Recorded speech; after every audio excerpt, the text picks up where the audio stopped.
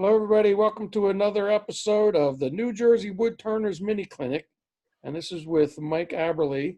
We have two clubs here today, the New Jersey Woodturners and our friends from South Jersey, the Atlantic Shore Woodturners. So, Mike Abberley, take it away, please. All right, I want to add my welcome to everybody tonight. And most of the time we'll be on screen sharing. I've got a bunch of videos that I want to share with you. And Bob, if you can spotlight the laptop, we'll go to the program.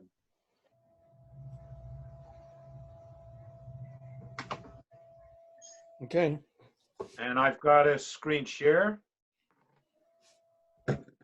And share. And there we are. Okay, so tonight we're going to be talking about multi-axis bowls and platters. And as Bob said, it's put on by New Jersey Woodturners, and we really welcome you tonight.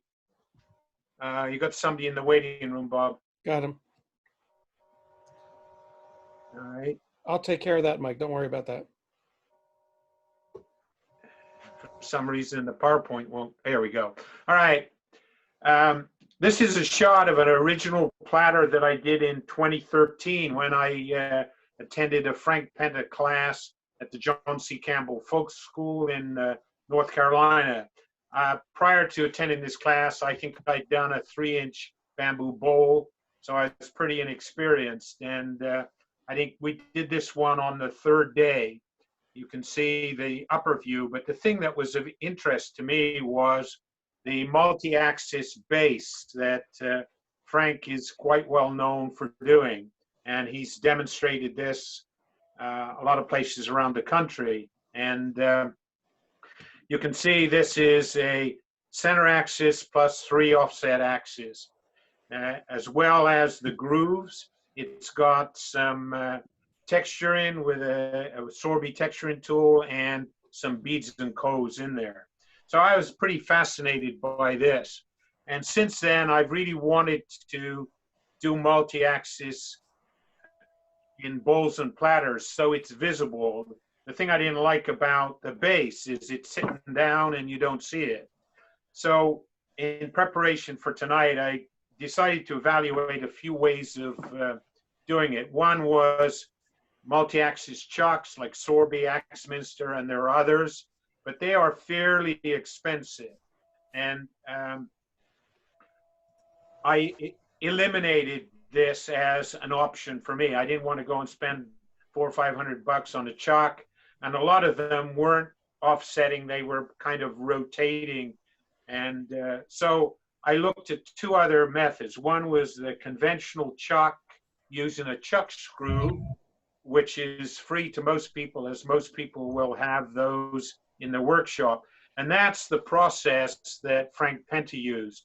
He drilled the holes in the front, the top or the front of the bowl, and used a screw chuck with the offsets to turn the base of the bowl. So that's one process we're going to look at. And the other is basically the same thing, but using a glue chuck on the back. So you drill the offset holes and add into the glue chuck, glue it to the workpiece, and then you can work on the front of the bowl or the inside of the bowl. And there were 2 options there. One was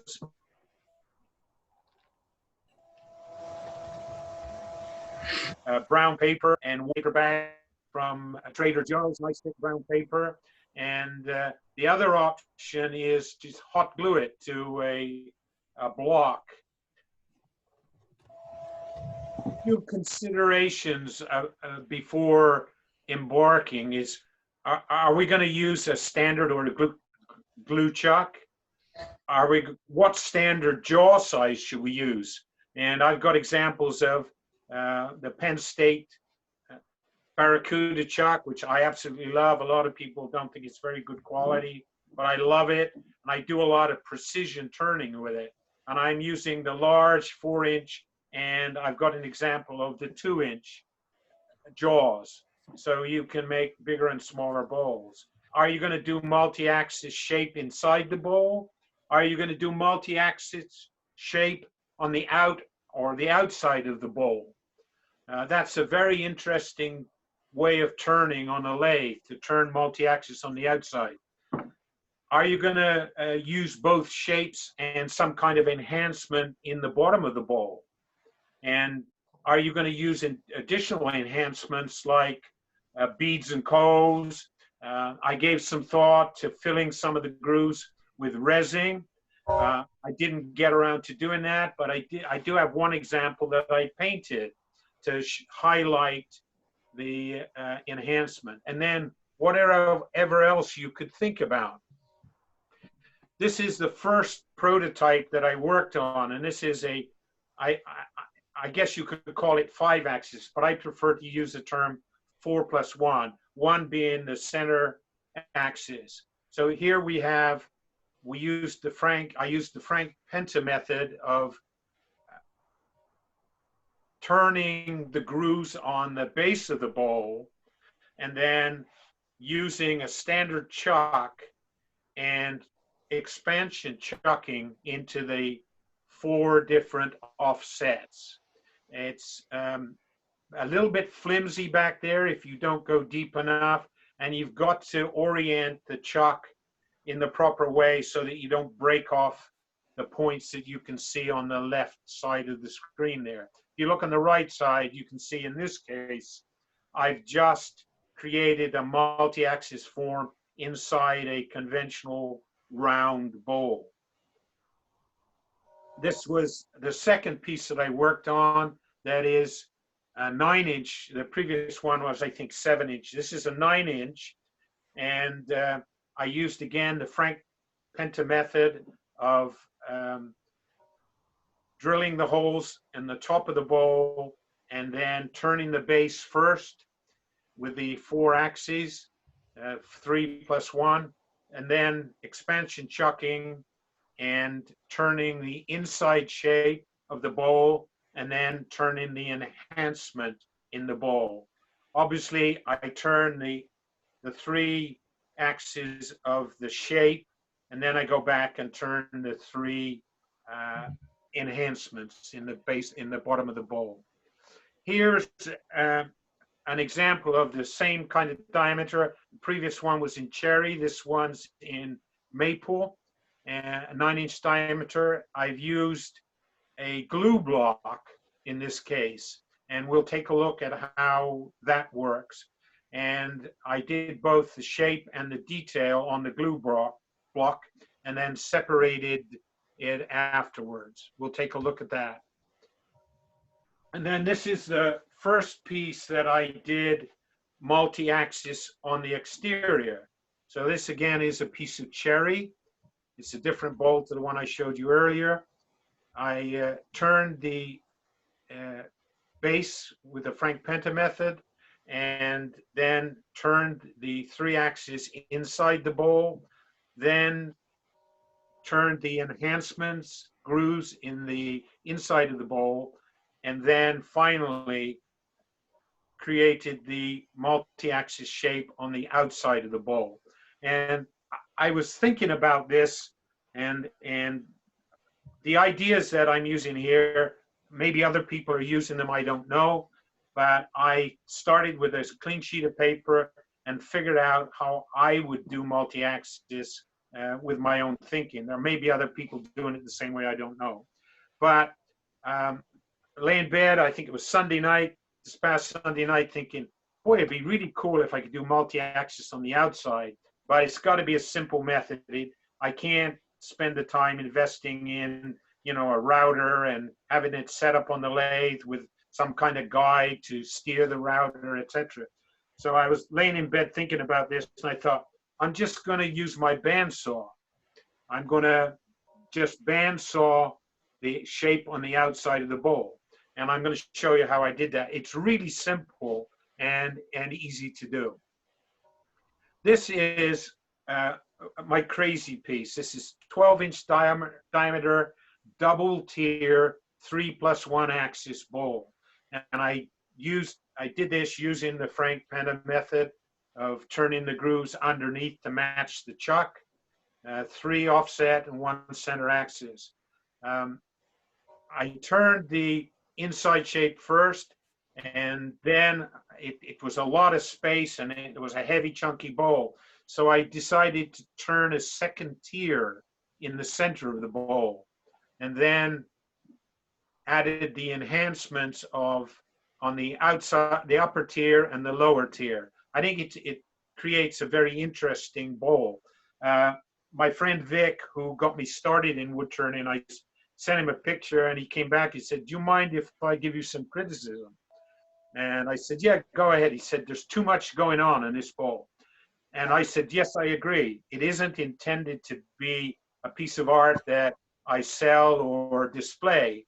It's looking at all the various different things I could do in one bowl." So after he said that, I thought, the heck with it. Well, here's the bottom view of the foot, and that's how I'm clamping it on the 3 offset axis. I painted it so that you could see the grooves better. This would work well with the resin, I think. So after Vic told me it was too complicated, I thought, okay, I'll show you complicated.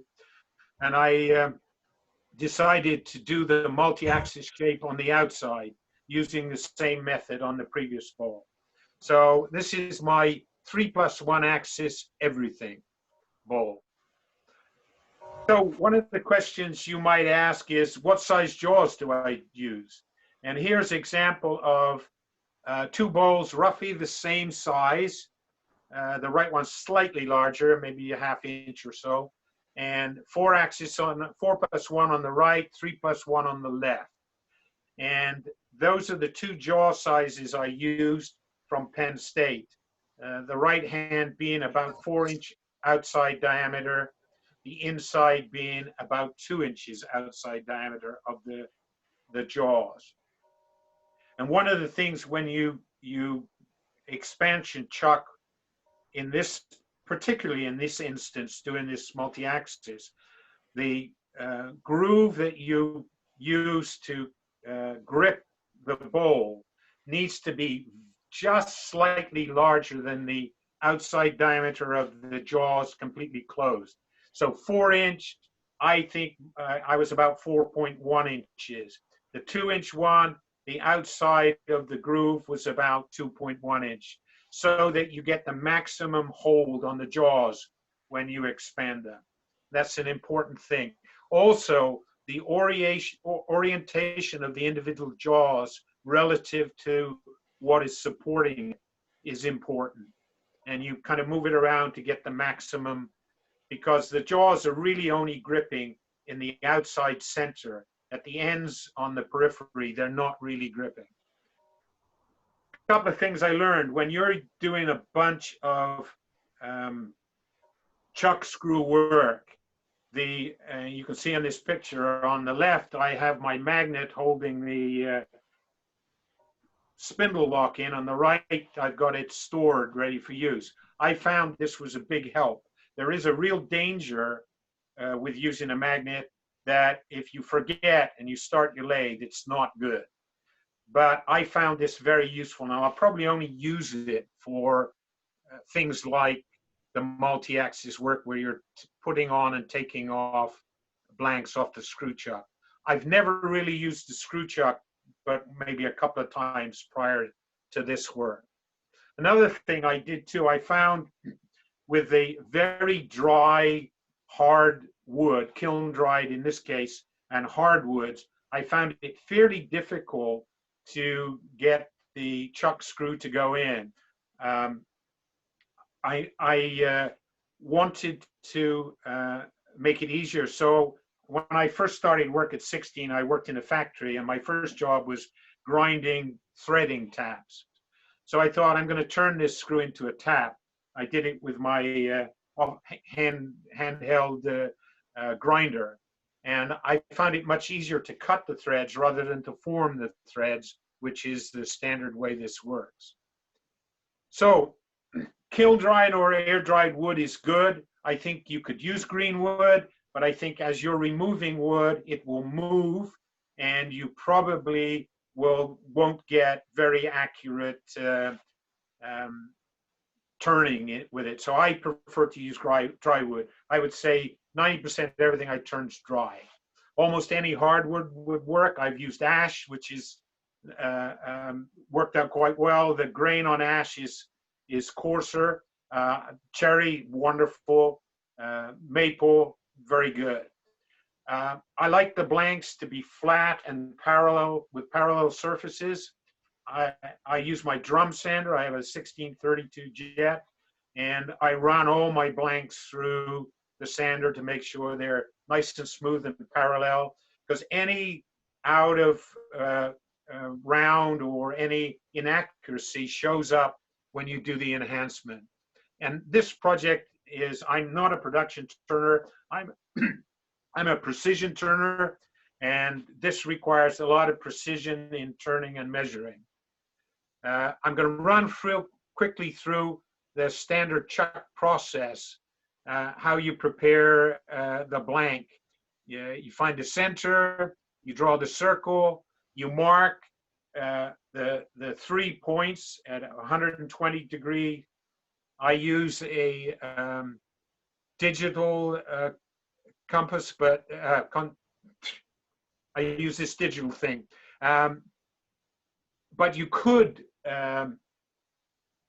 use a regular compass and use the radius and go around the circumference and have 6 points, and then just use every other point if you don't have a digital tool like this.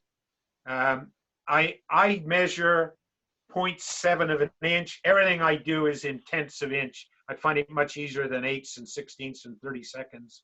As a tool maker, I was used to working in thousandths, but I work in tenths. I draw the circle and then mark the 0.7 radius. Frank Penta used 5/8 on his work, and somewhere around there is okay. So I mark and I center punch and number. It's easier, I found, after I'd done 1 or 2 bowls. If you number the axis, it's easier to keep track. And I center punch a good deep hole so that the drill, when I drill it, and here's measuring the screw, 5/8 is the perfect size drill. The center punch helps me to locate the drill accurately. And then I just bandsaw and we're done. The blank is ready. The glue chuck, I do in almost the same way as I just did the blank.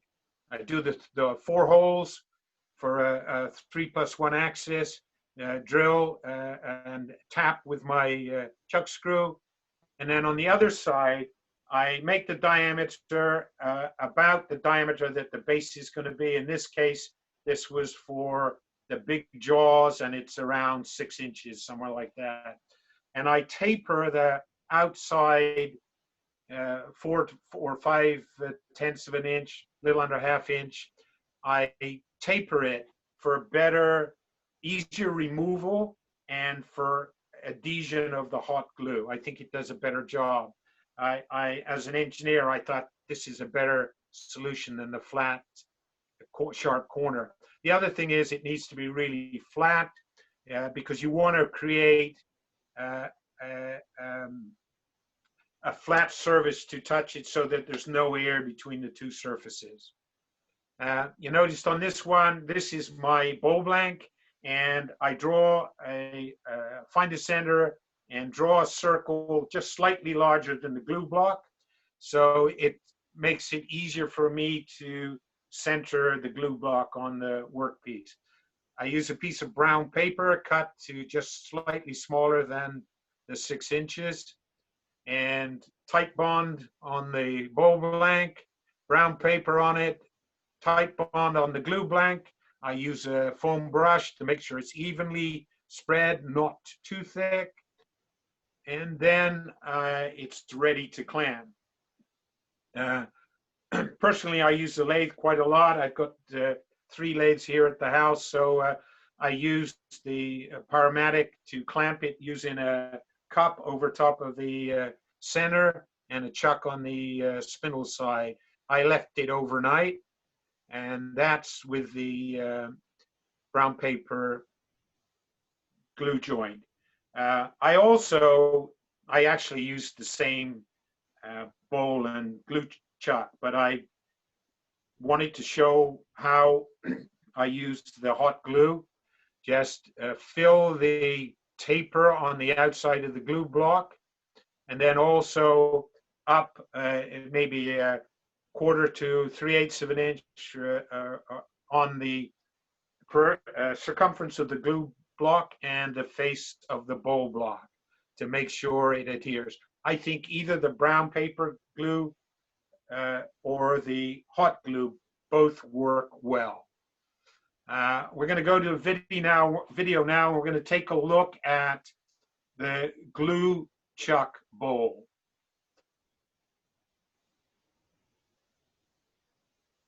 And I got my editing software on Monday night. So with a little help from Bob and a lot of studying, I've figured out how to do the basic things. Obviously, I don't turn this fast. If I was a production turner, I probably would. But you saw me there using shear scraping and then using the Frank Key spear scraper. Here I've marked the thickness of the wall, and I've marked 0.7 of an inch in from the outside because I want to make sure when I turn it, I don't interfere with the point. So here I now very quickly turned the inside of the bowl, conventional round. I used a round nose scraper to finish the bottom. The bottom needs to be fairly flat. Now I'm obviously undoing the center hole, and I'm going now to the first axis, which is 7/10 out from the center. This is where having the lock on the spindle lock really makes life a little easier. In fact, I don't think I was using it here. I tighten it up really firmly, crank it up. I turn up the speed till it vibrates, and then turn it back just enough to stop the vibrating. I'm using a 1/2 inch Sorby bowl gouge, bouncing a little bit. I found that taking out the center first and then doing the offsets, I can run at about 800 with this diameter bowl, about 800 RPM. Turning the individual axis first, I could only run at 500 and something RPM. So a much easier cut taking out the center first. Now you're trying to at the bottom of the bowl. And now we're going to number 2, and miraculously, while on the lathe, numbers appeared on the offsets. And we're going to tighten this one up. One of the difficulties with turning the inside of the bowl, you've got to get the form or the shape of the wall pretty similar, or it's going to look ugly. And the first thing here I'm using the tape to give me a guide as to where I've got to turn to get a consistent wall thickness. You can see on the first one there how thick it is. So now, as you rotate, I'm going to come in at that right-hand edge of the tape and turn to try and match the previous. I found that using the round scraper and using the nose of the scraper, I'm able to get a fairly common form. And you'll see a little later on why that's so important. And here we're going to number 3. And a lot of this turning I've used, 5 times the speed that I would normally work at. And here I've done all the axes now, and I'm just cleaning up the bottom to be nice and flat.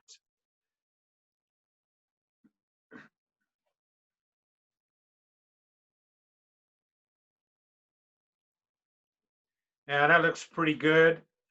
We're going to sand it a little bit. I'm not going to do sanding on video. So there's the finished bowl with the inside shape, and I'm obviously going to sand it. Boy, I sand really fast because I hate it. And there you have. Now I'm pointing to the point of where the two offset meet. And if they're fairly straight, then you've got fairly consistent forms in each of the offsets. I sand off the points so it's not as obvious if I haven't done a good job. Now here I've drawn, getting ready to do the enhancement inside the bowl. And I drew a circle at the diameter of the enhancement I wanted.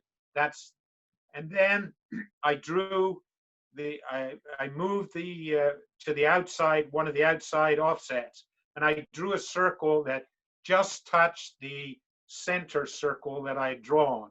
And you can see when we fire it up, that circle shows up very clearly. I'm using a part-off tool. I think it's a 3/16. And this is an enhancement, so I don't have to go really deep. I take out the pencil line, and it's important that these enhancements are all the same diameter, same width, and same depth if you want it to look nice.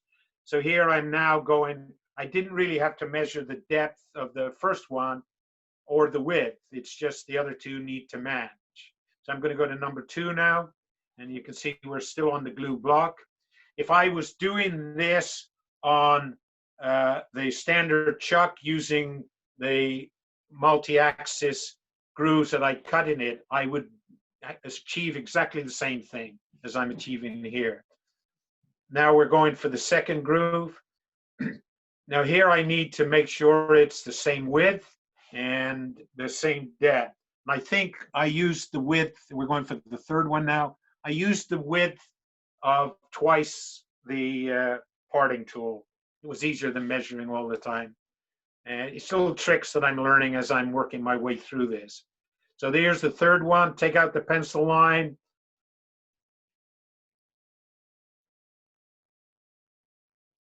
And it looks like it was less than 2 widths I used there. It looks like just more than 1.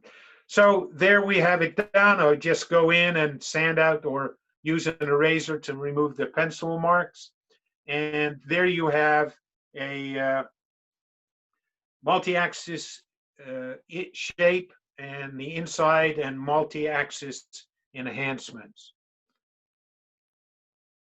And takes, after a long video like that, it takes a couple of minutes for the PowerPoint to get back on track. Come on, baby.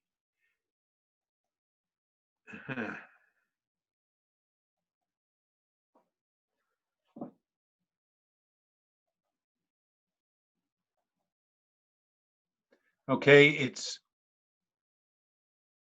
now we're going to look at turning the multi-axis base. This is the Frank Penta method. And we're going to full size. Here again, I've used speed to this simple turning. I'm turning downhill. I'm using my 5/8 Sorby. I do have Thompson tool gouges, but my Sorby is my favorite for some reason. You saw I just cleared off the bottom of the bowl using the spear scraper. I marked the diameter that I wanted the groove to be, and I marked the 0.7 of an inch. So that's the groove that's going to be the center one, and that's the diameter that I want the offset grooves to just touch. So here I'm using the 5/8 bowl again, beginning to turn the outside. I made the foot about 4/10 bigger radius than where the off center or multi-axis grooves will be. Here I'm cutting the center groove.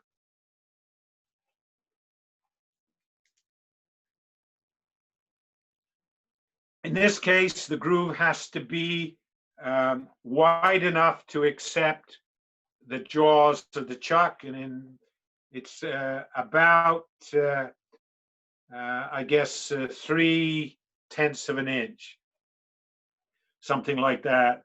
I did actually bring the chuck over and made sure they would fit, and I measured the depth. I generally go about 1.5 tenths, a little over 1/8 of an inch deep, and I've never had a bowl come off with all the turning I do with expansion chuck. Most everything I turn is expansion chuck, maybe 90%.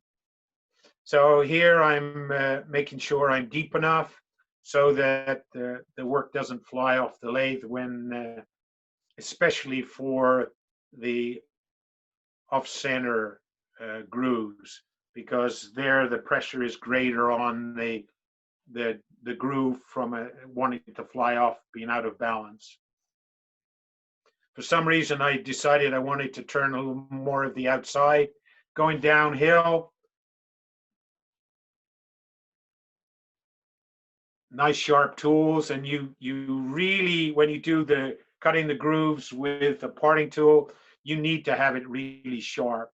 I sharpen after a few minutes of cutting because it just makes a big difference to the finish in the bottom of the groove. Here it looks like I'm shear cutting a little bit, and then I, using my spear scraper, you can use it at 45-degree angle if you want. I'm just using it flat. It works out quite well. I'm not too worried about finish here. I'm more interested in the process we're using. Tough to cut off sometimes with a small bowl. Also, when I cut the threads, I use WD-40 as a lubricant, and you can see it on the face of the bowl. That's all going to be turned out, so it doesn't affect the finished bowl, but it threads a little bit easier with some lubricant. So here we're going to the first axis, offset axis, and we're going to use the line that's already on there. You can see the circle that's drawn, and I take my pencil and find a point that just touches that line. And then once I found it, I draw the circle in. And I think on the first one, I tried to draw the whole circle, and it's a pain because when you jump over the groove, the pencil has a tendency to move. You'll see later, I don't do the whole circle. So now you can see that's where we're going to turn, and we're going to take the pencil line out, and we're going to make it exactly the same thickness, which is of about 1/4 of an inch, I think, on the, or 3/10 of an inch, so that will accommodate the chuck jaws. So the circle shows up well. Again, a sharp tool.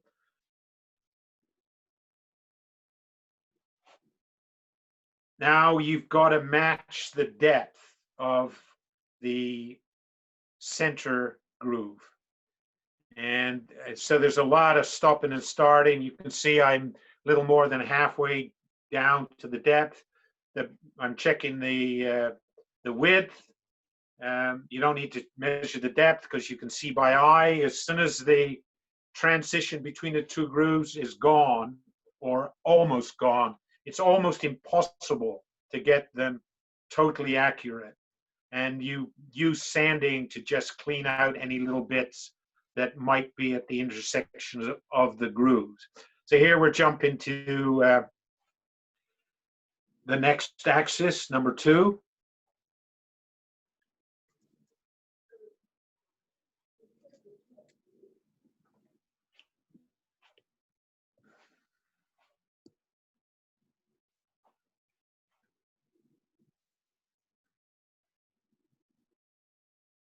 And as I said earlier, it's a little more difficult with a small bowl, but you've got to get it really tight and make sure that the face of the jaws is firmly against the bottom, or in this case, the top of the bowl.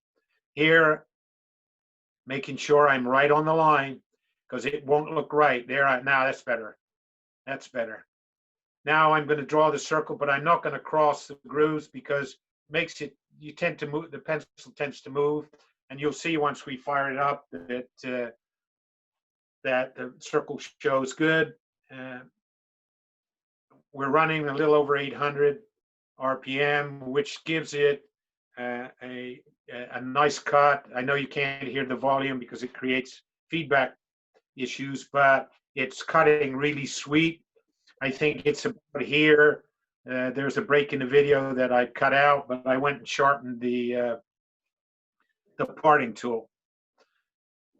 That was number 2. This is number 3, I guess. I jumped ahead. There we go again. This is sped up about 3 times the normal speed. And that's it. I cut the video a little short there. But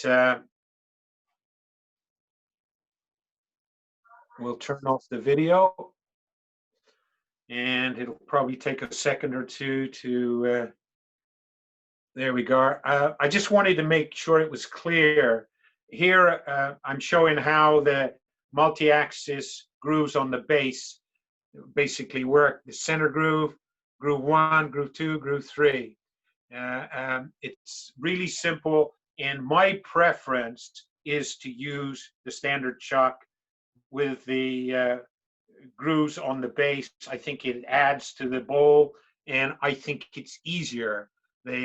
On the negative side, if your bowl's going to come off, it's going to happen with this method versus the glue method. I've never had one come off using this method. Hey, Mike. Yeah. I got a question. When you're doing on the outside of the bowl, on the bottom there, yeah, and you're putting the chuck on and you're tightening it up, have you broken off any of those pieces that you're gripping onto? I did one small bit broke off on the prototype, and I glued it back on. But once I realized that how you position the orientation of the jaws on the pieces that are left, especially when you've cut all 4 grooves, then you orient so that the middle of the chuck jaw is in the strongest point, because it's really only touching in 4 places, and it's because of the diameter of the groove is slightly larger than the diameter of the chuck jaw. It's only gripping in the center there. As you expand, if you were contracting, it would be gripping on the points. Okay? Yep. Thank you. All right, we're going to take a look at the process I use for the outside of the bowl. And this is the awake at night in bed, figuring out how to do this simply so that it looks good, but isn't complex and doesn't require going out and buying equipment. First, you cut in at 90 degrees to the point, and I marked the pencil line using my finger as a guide and brought my finger and the pencil around the inside. It's the easiest way. I tried doing it with a compass, and it was just too difficult. So I just free-handed it, and now I'm starting to cut the piece of wood out. I'm going to cut to the center, and the piece will drop away. This is actually sped up 2 times. I was taking my time and staying right on the line. I actually was a bit lazy. I had a 3-point blade in the bandsaw and couldn't be bothered to change it for something that was, 8 or so teeth per inch, which would have given a finer finish. But it wasn't too bad. And notice I put my hand behind, at least this time, to remove the wood from a safety standpoint. I find it easier to come in from the other side rather than try and work your way through the point. And I did look into tilting the table a little bit to remove more wood further down from the face of the bowl. but you can't do it effectively from this side that I'm cutting right now. And being very careful not to pass the cut-in point. I've left actually a little piece of wood there, because if you do that, it's going to take a lot of sand in to get it out. And I think I'm going to tilt it to take a look at how it looks. Obviously, with the taper shape in of the bowl, I don't have perfect wall thickness. It's a little thick at the bottom point there that I'm sanding right now. But looking at the bowls, it doesn't look ungainly at all. I did try using an oscillating sander. I didn't find it particularly good. If I do a bunch of these, I probably will buy some kind of sander that I can be more flexible with. But in these cases, the ones I've done for this demo, I did them all by hand, and not perfect. But I think it's a pretty pleasing shape, and it's a pretty simple process.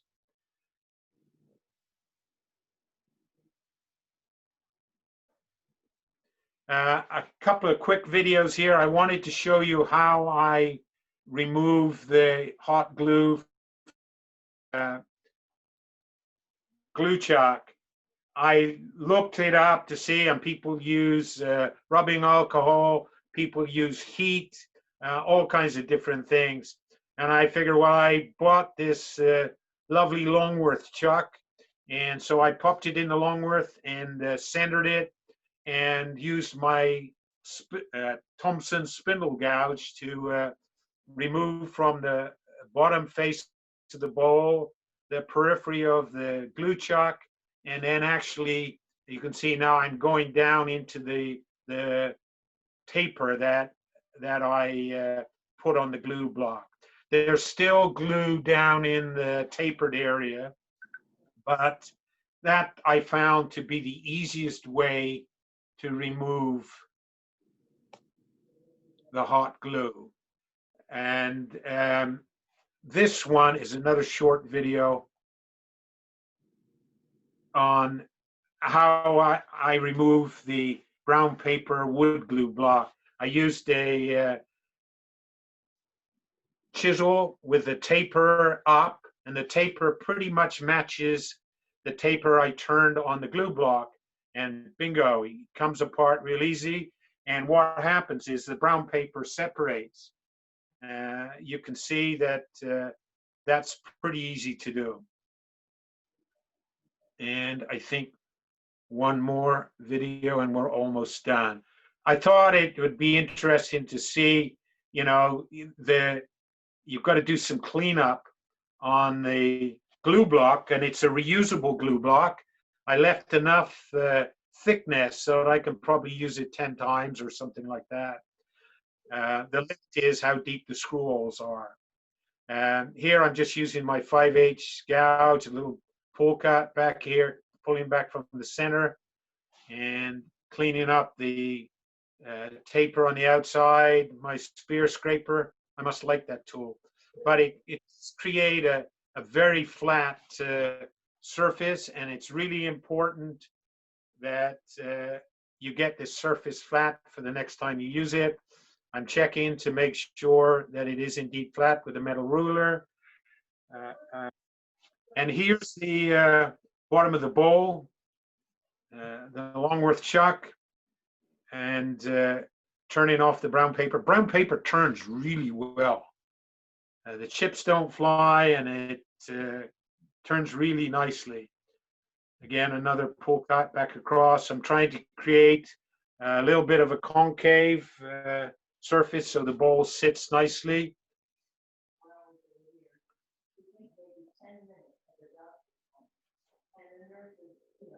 And I think I'll probably use my spear scraper once again. I don't know why everybody doesn't have spear scrapers. They're such a wonderful tool.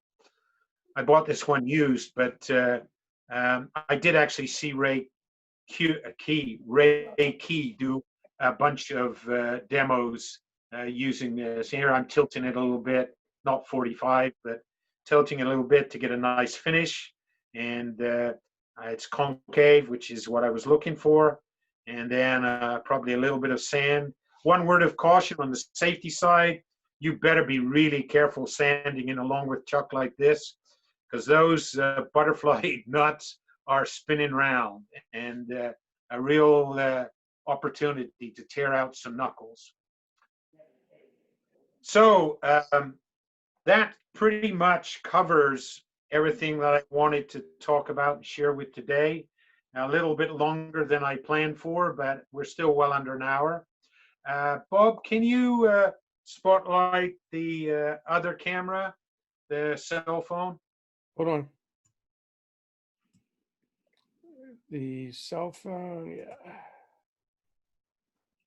If not, I can stop share and I can use the. Well, I think you got to stop share anyway. Yeah, let me stop share. That's not easy to say. There you go.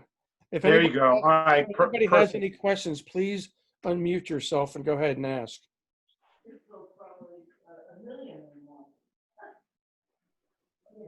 Really, no questions? I got one comment. Can you hear me? Yeah. One of the things that I do when I've used newspaper or a brown paper bag to glue two pieces of wood together like you do, when I separate it, what I do is I first take a 2-inch putty knife and I drive that into the joint. And then I put my chisel on the glue block side of the putty knife. And that I don't ever mar the bowl at all, because you got the putty knife there to separate it and it just pops off. Yeah, that's an alternative method that definitely could be used. My engineering background says I like the taper on the outside because it allows me to get in with leverage without having to force my way into the joint. But either one would work fine. Yeah. Yeah, and the other question I think you already answered for me was with respect to your glue block, you like true that up first to make sure the thickness of it is exactly the same across, because with 3 different access points or 4 access points in it, if your thickness is off ever so slightly between them, it'd probably be a real problem, I would assume.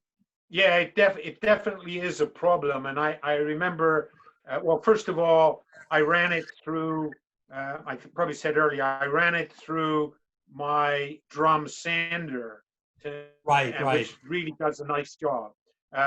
And obviously after I'm done, when I turn off the brown paper, I make sure it's good and flat, because basically you want to create a vacuum between the two, the glue chuck and the bowl base. Great. And one last thing, I just want to say thank you to your whole club for being so kind to invite the South Jersey guys, which I'm one of, your demos. I've really, really enjoyed them. Well, yeah, we're thankful that you can come and join us, and we're looking forward to you guys. If anybody wants to do a mini clinic, we can certainly include somebody from South Jersey. It's equipment-wise, I've got a cell phone camera, a cell phone holder, and I like to have a laptop so I can share, but I can also see on my laptop what you are seeing on your screens. Well, it was excellent. Thank you very much. Oh, yeah. Good. Well, thanks for joining us. Thanks a lot, Mike. I think that was outstanding. And I love the effect like you do. The way that looks is certainly, if you don't know how to do that, when you take a look at that bowl, you think that looks really cool. And how the heck did he make that? So it puzzles. Yeah, I would like to have done it on the lathe, but I can't move the tool in and out fast enough. All right. So I'm going to stop recording, but I'm not going to stop the meeting. Okay. All right. I just want to